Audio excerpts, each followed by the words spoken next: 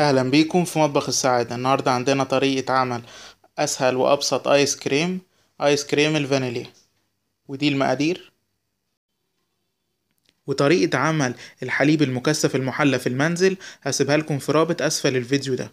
وعندنا الفانيليا، وعندنا كوب حليب مثلج نكون حاطينه في الفريزر قبل ما نستخدمه لمدة ربع ساعة، او ممكن نجيب كوباية مية مغلية ونحط عليها 3 معالق لبن بودر، حليب بودر، وبعد كده نحطهم في الفريزر لمدة برضو ربع ساعة قبل ما نستخدمه.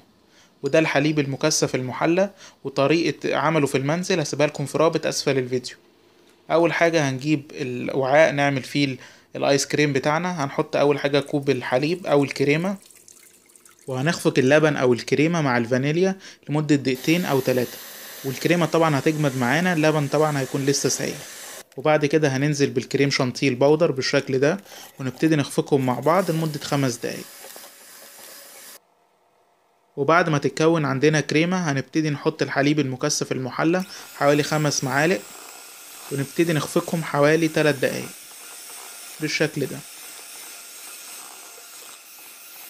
وبعد كده بنحط الايس كريم في علبة بتكون محكمة الغلق بالشكل ده، وبعد كده بندخله الفريزر لمدة من 5 ل6 ساعات.